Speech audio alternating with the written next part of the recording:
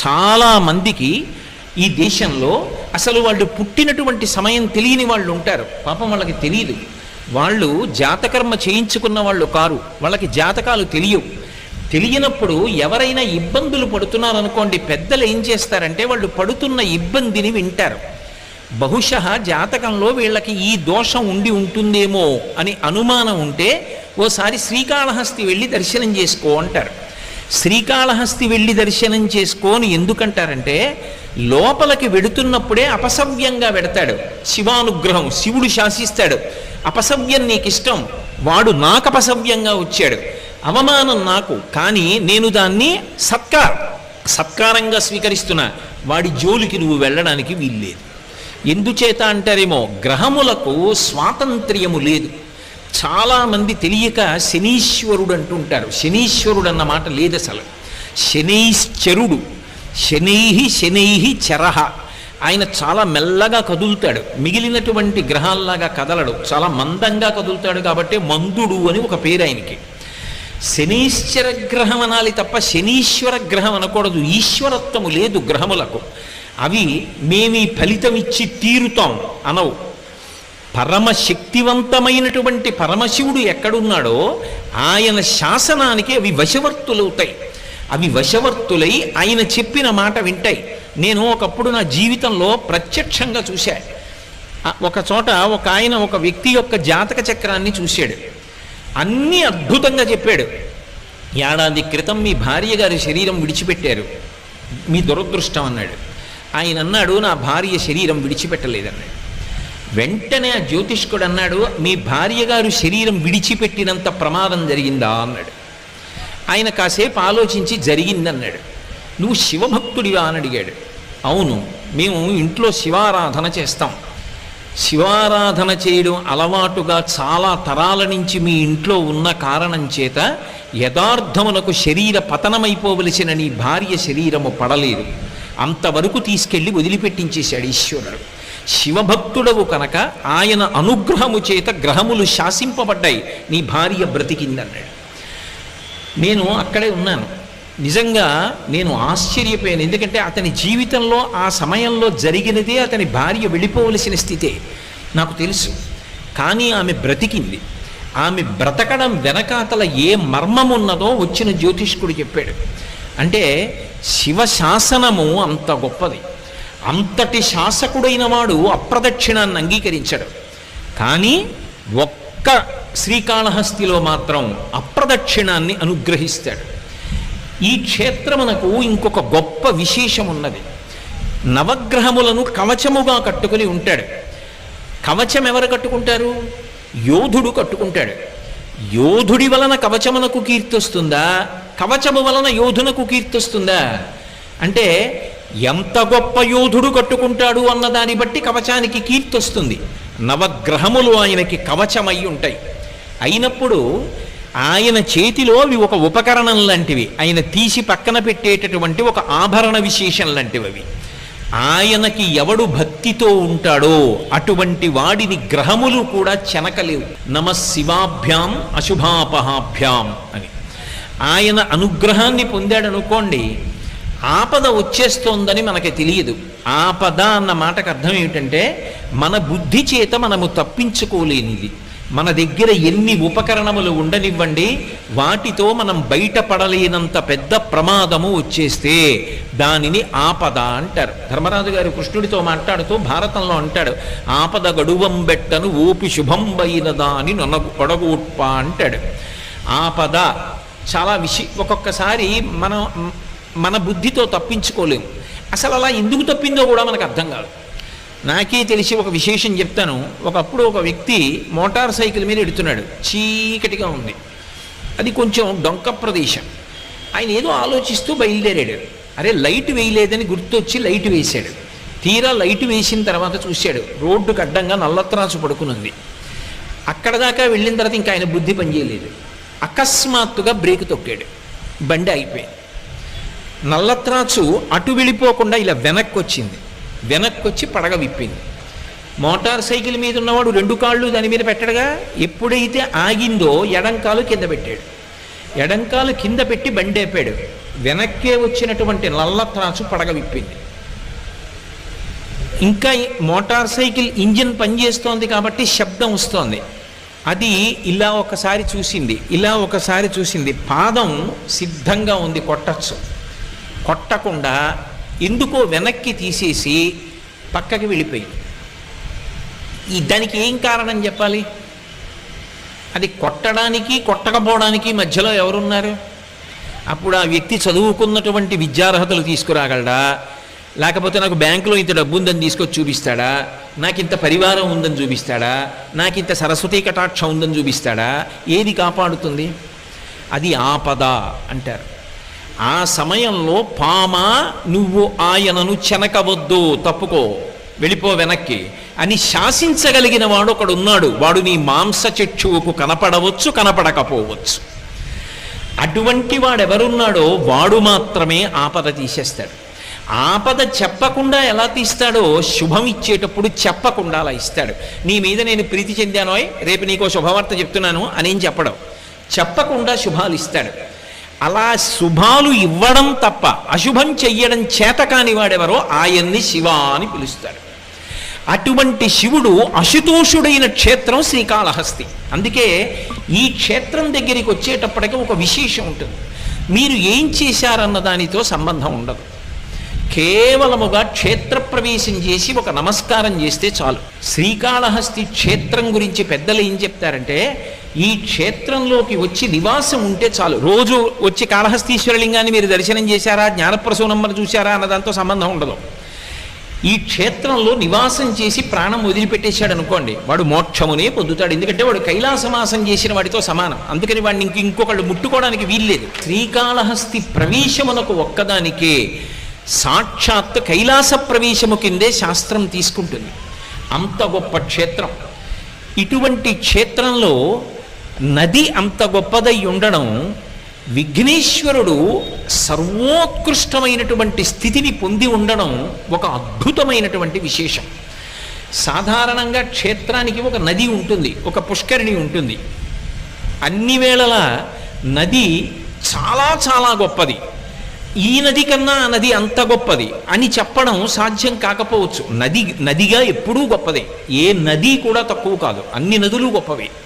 కానీ ఒక గంగా నది ఉందనుకోండి, గంగా నది కన్నా అని చెప్పాలంటే దానికి ఒక ప్రమాణం ఉండాలి. గంగా నదితో పోల్చాలి, ఒక ప్రమాణం ఉండాలి. కానీ ఇక్కడ ప్రవహించేటటువంటి నది సువర్ణముఖరి అని పిలువబడుతుంది. సువర్ణముఖరి నది ప్రవాహం ఉన్నటువంటి క్షేత్రం.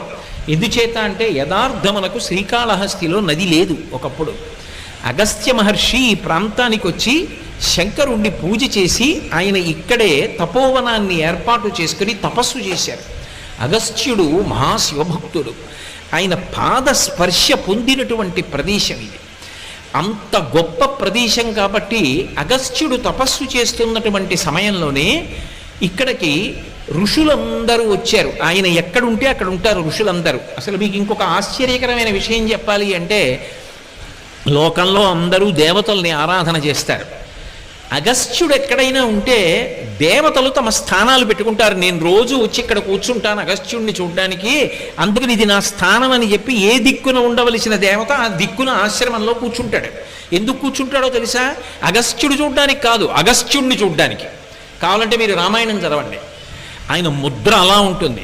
పరమశివుడుగా ఉన్న భగవంతుడు కూడా ఆయన వలన ఉపకారమును పొందుతాడు. పార్వతీ కళ్యాణంలో భూమి యొక్క భారాన్ని నిలబెట్టినవాడు, సూర్యగమనం కోసమని వింధ్యపర్వతం యొక్క అహంకారాన్ని అణిచినటువంటి వాడు, కాశీపట్టణం మీద అంత మక్కువ కలిగినటువంటి వాడు, ద్రవిడ దేశానికి కావేరీ నది ప్రవాహాన్నిచ్చి వ్యాకరణాన్నిచ్చి అనుగ్రహించినటువంటి వాడు, అంతటి మహానుభావుడు అగస్త్యుడంటే.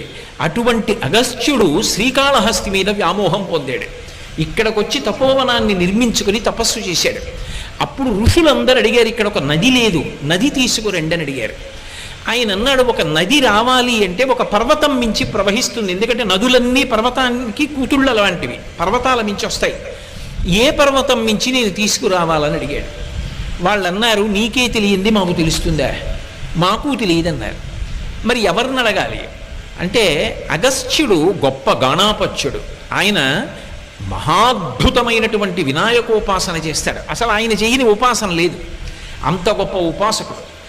వినాయకుడిని చాలా తొందరగా ఎలా అనుగ్రహింపచేసుకోవాలో ఆయనకి తెలిసినట్టు ఎవరికి తెలియదు.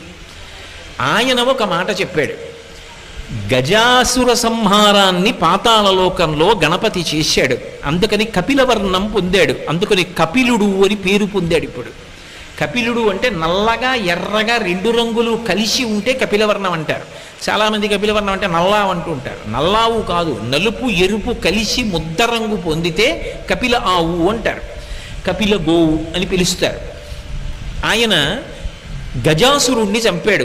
ఏనుగు ముఖం ఉన్న వాడి చేతిలో తప్ప నేను మరణించనని వరం అడిగాడు గజాసురుడు, అనుగ్రహించాడు పరమాత్మ. అందుకని తన కొడుక్కి ఏనుగు ముఖం పెట్టాడు పరమశివుడు, అసలు రహస్యం లోక సంరక్షణం కోసమని.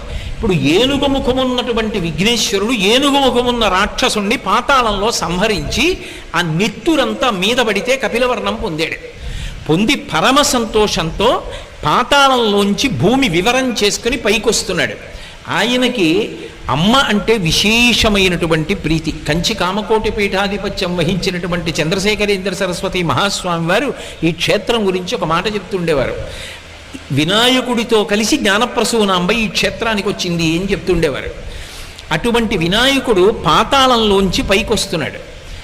అగస్త్య మహర్షి వెళ్ళి ఆయనని ఆరాధించవలసినటువంటి రీతిలో ఆరాధన చేశాడు. ఆయన వెళ్ళి గణపతిని దర్శనం చేశారు. అందుకే ఇక్కడ పాతాళ గణపతి. ఇంకొక పెద్ద విశేషం ఉంది. అసలు గణపతి ఎక్కడుంటారు అంటే మూలాధార చక్రమునందు ఉంటాడు. మూలాధారం అన్ని చక్రాల కిందకుంటుంది, బుధస్థానమునందు ఉంటుంది. కాబట్టే మూలాధార క్షేత్రస్థితం అని ముత్తుస్వామి దీక్షితారు వారి కీర్తన. మూలాధారం కిందకు ఉండాలి కాబట్టి ఇక్కడ ఉన్నటువంటి గణపతి మూలాధార సూచనగా కిందకుంటారు. పాతాళ గణపతి అన్న పేరుతో ఉంటారు. సాధారణంగా మీరు ఎప్పుడైనా సరే గణపతి ఉపాసనలో ఒక విశేషం ఉంది. గణపతి తత్వమంతా 16 అంకె మీద పెడుతుంది. అందుకే ఆ 16 నామములు చదవాలి. ప్రతిరోజు కార్యక్రమం దేంతో మొదలవ్వాలి అంటే విఘ్నేశ్వరుడి యొక్క 16 నామములతో మొదలవ్వాలి. ఒకవేళ నాకు చదవడం రాదనుకోండి, కనీసం నేను ఒక కాగితం మీద రాసుకుని చదవాలి. నాకు అలా చదవడం కూడా రాదనుకోండి, చదివే వాళ్ళు ఇంట్లో ఒక్కళ్ళైనా ఉండాలి. వాళ్ళు నోట్లో చదవకూడదు, మిగిలిన వాళ్ళు చదవడం రాదు కొంతమంది ఉన్నారనుకుంటే ఆ స్తోత్రం రోజు పైకి చెప్పాలి. అందుకే ఆ స్తోత్రం గురించి అంతరిక్ష పాలచంద్రో గజానన వక్రతుండ శూర్పకర్ణో హేరంబ స్కందపూర్వజ షోడశైతాని నామాని పఠేత్ శృణుయాదపి. నువ్వన్నా చదువు, శృణుయాదపి కనీసం విను.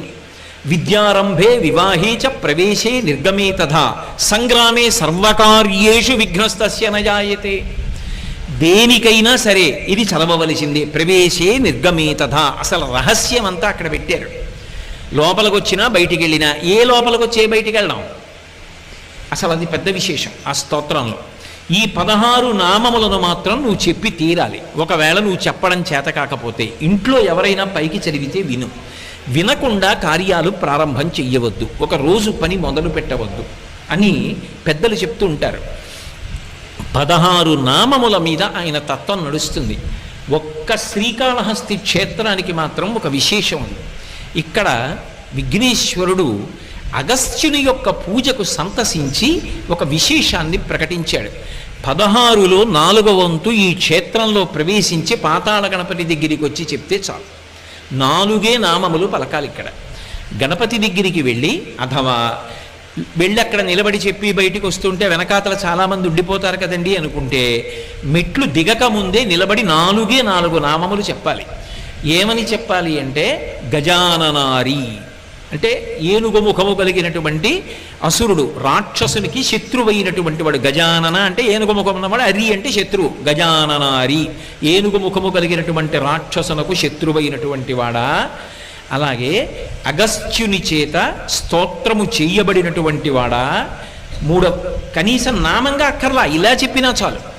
3వది పరమ భాగవతోత్తములైన వారు ఎవరుంటారో వాళ్ళ యొక్క ఈప్సితములను నెరవేర్చేటటువంటి లక్షణము కలిగినటువంటి వాడా. ఈ 3 నామములు చెప్తూ ఆయన యొక్క రూపం గురించి, ఆయన వచ్చిన ప్రదేశం గురించి చెప్పేటప్పుడు పాతాళ వివర స్థాననే నమః, పాతాళ వివరమునందు లేదా భూవివర స్థాననే నమః, భూవివర నివాసాయ నమః. భూవివరము అంటే లోపలికి వెళ్ళినప్పుడు ఉండేటటువంటి ప్రాంతం, అక్కడ ఉన్నవాడా. ఈ 4 నామములు చెప్పాలి. ఈ 4 నామములు కనీసం దేవాలయం దగ్గర ఓ బోర్డు అన్నా ఉండాలి తెలియని వాళ్ళ కోసం.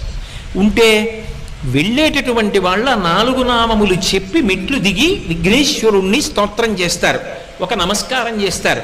అంటే 16 నామములు చెప్తే ఇచ్చేటటువంటి ఫలితం ఇక్కడికొచ్చి 4 నామములు చెప్తే నేను కాపాడతానని ప్రతిజ్ఞ చేశాడు. అందుకే అగస్త్యుణ్ణి అనుగ్రహించి, నీకు స్ఫురణలో లేదు, మరిచిపోయావు, ఇంతటి మహానుభావుడివి కూడా. బ్రహ్మగిరి అని దగ్గరిలో ఒక పర్వతం ఉంది, నువ్వు ఆ పర్వతం మీద తపస్సు చేసి అద్భుతమైనటువంటి నదిని ప్రవహింపచేస్తావు, దిగ్విజయమస్తు, నీకు ఏ విధమైన విఘ్నం కలగదు, బయలుదేరమన్నాడు. బ్రహ్మగిరి మీదకి వెళ్ళి అగస్త్య మహర్షి తపస్సు చేశారు. శంకరుడు బ్రహ్మగారి ద్వారా కబురు చేస్తే పరమశివుని యొక్క జటాజూటంలో ఉండేటటువంటి గంగా నది సువర్ణముఖరి అన్న పేరుతో ప్రవహించింది. ఎందుకు ప్రవహించాలి ఆ పేరుతో అంటే, సువర్ణం అంటే బంగారం. బంగారానికి 2 రకములైన లక్షణాలు ఉంటాయి. భగవంతుడికి ఏ లక్షణం ఉంటుందో బంగారానికి ఆ లక్షణం ఉంటుంది. భగవంతుడు చూడండి, ఘోర రూపం ఆయనదే, అఘోర రూపం ఆయనదే. సనాతన ధర్మంలో బాధలు పెట్టడానికి, భయపెట్టడానికి ఒకడు, భయాన్ని తీసేసి రక్షించడానికి ఒకడు ఉండరు. భగవంతుడే భయపెడతాడు, భగవంతుడే రక్షిస్తాడు, రెండూ ఆయనే చేస్తాడు. చేసిన పాపానికి ఫలితం ఇస్తున్నాడు అనుకోండి, భయపెడతాడు. అందుకే విష్ణు సహస్రనామ స్తోత్రంలో భయకృత్ భయనాశన, భయపెట్టేవాడా భయమును పోగొట్టేవాడా రెండూ ఆయనే. మన పాపమునకు ఫలితం ఇచ్చినప్పుడు భయపెడతాడు. అందుకు కదూ రుద్రాధ్యాయంతో అభిషేకం చేస్తుంటే నమస్తే అస్తు ధన్వనే బాహుభ్యాముతతే నమః అని మొదలు పెడతారు. నీ చేతిలో ఉన్న ధనస్సుకి నమస్కారం, ఆ చేతులకి నమస్కారం. రుద్రమన్యవ ఉతోత ఇషవే నమః, నీ మన్యువుకు ఒక నమస్కారం. పిల్లలం ఏదో తెలియక తప్పు చేశాం, ఆ ధనస్సు ఏమిటి పక్కన పెట్టేసి, ఆ చెయ్యి ఏమిటి అలా వద్దు, ఇలా అనుగ్రహంగా పెట్టు అని ఆయన్ని ఉభయతర నమస్కారములతో రుద్రాధ్యాయం నడుస్తుంది. అంటే దానిలో ఉన్నటువంటి అంతరార్థం ఏమిటి అంటే, పరమశివుణ్ణి స్తోత్రం చేసి ఆయన యొక్క అనుగ్రహాన్ని పొంది ఘోర రూపాన్ని ఉపసంహారం చేయిస్తారు. పాపములకు ఫలితమని ఇవ్వకు, మేము తట్టుకోలేము, తెలియక చేశాం, మన్నించమని అడుగుతారు. అలా ఇక్కడికి వచ్చేటప్పటికి విశేషం ఏమవుతుంది అంటే, ఈ క్షేత్రం దగ్గరికి వచ్చేటప్పటికి ఇక్కడ పరమశివుడు ఘోర అఘోర రూపములు రెండిటికీ కూడా ఆయన స్థానమైన పంచబ్రహ్మమంత్ర పఠనంలో ఇప్పటికే అఘోరేభ్యో దఘోరేభ్యో ఘోర ఘోరతరేభ్య అని చెప్తున్నాం కదా. అన్ని విశేషణములు ఉన్నవాడైనప్పటికీ కూడా ఈ క్షేత్రం దగ్గరికి వచ్చేటప్పటికి పరమ ప్రసన్నమూర్తి అయి ఎంత కింది స్థాయిలో అనుగ్రహాన్ని వర్షిస్తాడంటే, వైదికమైనటువంటి ధర్మము తప్పదు, వైదిక ధర్మము తప్పకుండా తన అనుగ్రహ వర్షము చేత ఊహించలేనటువంటివి ఇస్తాడు. అందుకే ఏదో ఇక్కడ అనుకున్నంత తేలిక విషయాలేం జరగలేదు, చాలా అద్భుతమైన విషయాలు జరిగాయి.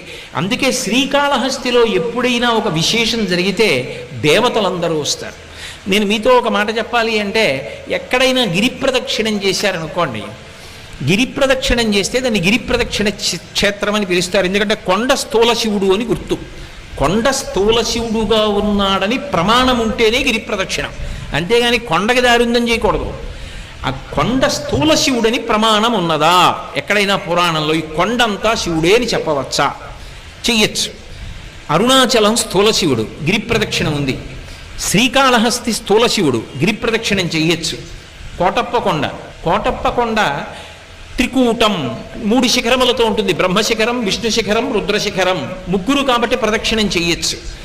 ఓ కొండ మీద ఈశ్వరుడు ఉన్నాడని ప్రదక్షిణం కొండకి చేయడానికి అన్ని వేళల శాస్త్రం అంగీకరించదు. కొన్ని చోట్ల గిరి ప్రదక్షిణాలు ఉంటాయి. అన్ని చోట్ల గిరి ప్రదక్షిణం ఎందుకు చేస్తారంటే, గిరిని శివస్వరూపంగా ప్రదక్షిణం చేస్తారు. ఒక్క శ్రీకాళహస్తి మాత్రం గిరి ప్రదక్షిణమున్న మిగిలిన క్షేత్రముల కోవలోకి రాదు. దీన్ని భాస్కర క్షేత్రం అంటారు. ఎందుకు భాస్కర క్షేత్రం అంటారో తెలుసా? మనందరం పితృదేవతలు ఉత్తీర్ణులు కావాలన్నా, దేవతానుగ్రహం కలగాలన్నా, లోకములు శాంతి పొందాలన్నా, గ్రహములు శాంతి పొందాలన్నా పరమ ప్రమాణంగా ఏ కాలాన్ని తీసుకుంటామంటే సూర్యుడు ఉత్తరాయణంలో ప్రవేశించినటువంటి కాలాన్ని ఉత్తరాయణ పుణ్యకాలమని కొలిచి ఉత్తరాయణ పుణ్యకాలంలో దానాలు పూజలు అవి విశేషంగా చేస్తారు. ఒక్క శ్రీకాళహస్తి క్షేత్రానికి ఉన్న గొప్పతనం ఏమిటంటే ఉత్తరాయణంలో ప్రవేశించగానే అందరూ తనని పూజ చేస్తే సూర్యుడు మాత్రం దేవతా సమూహం అంతటితో కలిసి శ్రీకాళహస్తి కొండకి ప్రదక్షిణం చేస్తాడు. అలా ఎక్కడైనా సూర్యుడు ప్రదక్షిణం చేస్తే పర్వంలో దాన్ని భాస్కర క్షేత్రం అంటారు. అటువంటి చోట దానికి చాలా పద్ధతులు చెప్తారు పెద్దలు. ఒక్క శ్రీకాళహస్తి విషయంలోనే ఆ పద్ధతులన్నీ చెప్తారు. అలాంటి పద్ధతిలో ప్రదక్షిణాలు కానీ చెయ్యగలిగితే అటువంటి వాడు జన్మరాహిత్యానికి కూడా వెళ్ళిపోతాడు. అంత గొప్ప క్షేత్రం శ్రీకాళహస్తి క్షేత్రం. పరమాద్భుతమైనటువంటి క్షేత్రం శ్రీకాళహస్తి భాస్కర క్షేత్రం. ఈ కొండ అంత గొప్పది. ఈ క్షేత్రానికి ఉన్నటువంటి విశేషం ఏమి అంటే వైదిక ధర్మాల్ని అలాగే నిలబడుతూ అనేక వైదిక రహస్యములను ఆవిష్కరిస్తూ పరమాత్మ అసలు దేవతలు ఊహించలేని అనుగ్రహాన్ని ఇక్కడ వర్షిస్తూ ఉంటాడు. అందుకే